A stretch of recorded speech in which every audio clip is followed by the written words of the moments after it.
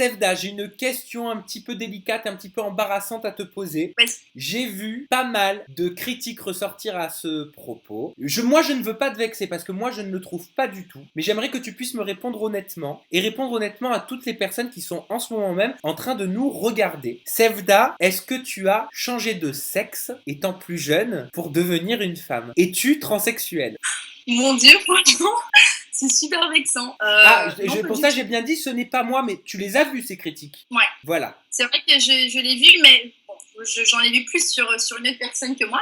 Mais c'est vrai que j'en ai vu quelques-uns défiler, principalement sur Twitter. Et non, pas du tout. Je suis une fille. Je peux même t'envoyer des photos de moi bébé. Tu peux voir que je suis une petite fille. J'étais blonde avec des yeux bleus. Donc voilà. Non, je suis bien une fille. Donc, mis à part la chirurgie pour faire des petites modifications esthétiques sur ton visage ou sur ton corps, on est d'accord que tu es bel et bien une jolie jeune femme. Tu n'avais pas dit gounette avant.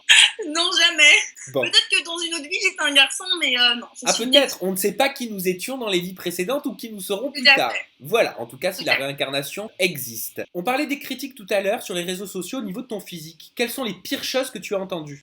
Alors, j'ai vu beaucoup de choses. On m'a comparé à Sid de l'âge de glace. On m'a comparé à un requin. On m'a dit que j'étais hideuse, que j'avais des yeux bizarres, que je ressemblais à Morito. Oh, c'est qui? C'est quoi? Je sais pas.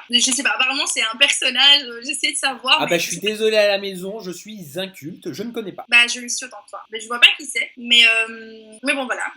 On m'a dit que je lui ressemblais. Et apparemment, c'est pas une fleur. Et tu l'as appris comment? Ça t'a vexé? Honnêtement, j'ai pas vexé, j'ai été choquée face à autant de cruauté. Surtout que souvent, quand je regardais un peu les profils de temps en temps, je voyais que c'est des filles très très jeunes en fait. Et j'ai pas compris et j'ai mis un tweet là-dessus. Je dis c'est horrible de voir autant de méchanceté et de cruauté sortir de la bouche de gamines qui ne sont pas censées avoir ce genre de réflexion. C'est surtout très triste de constater autant de cruauté à cet âge-là, quoi. Qu'est-ce que ça va être en grandissant? C'est ça, tout à fait. Et ça m'a plus choquée que vexée. C'est vrai que j'étais vraiment pas bien pendant les 2 premiers jours, surtout que je suis contre l'harcèlement et contre les attaques comme ça gratuites. Donc du coup, franchement, je l'ai très mal vécu pendant 2 jours. J'étais vraiment pas bien au boulot, j'étais pas concentrée, je faisais n'importe quoi. Et c'est vrai qu'avec les jours, ils ont au fur et à mesure découvert ma personnalité et les gens sont devenus beaucoup plus agréables, à me soutenir de plus en plus, à être beaucoup plus gentils, faire des remarques gentilles. Et c'est vrai que le premier jour, j'étais pas au top de ma forme, j'étais pas très, j'ai pas aimé ma vue, j'ai pas aimé du tout la façon dont j'étais maquillée. Mais par la suite, je me trouvais mieux. T'étais trop maquillée, hein, tu me l'as dit. Hein, enfin. Ouais, pourquoi tu te surmaquillais comme ça? Bon, je t'explique, c'est assez drôle en fait. Vas-y. Je suis arrivée avec Victoria et Coralie, qui sont arrivées donc, pour les autres princes pour les autres princes. Et donc, du coup, moi, je ne sais pas me maquiller. C'est un fait, je sais, je suis iranienne, je devrais savoir me maquiller, mais je ne sais pas me maquiller.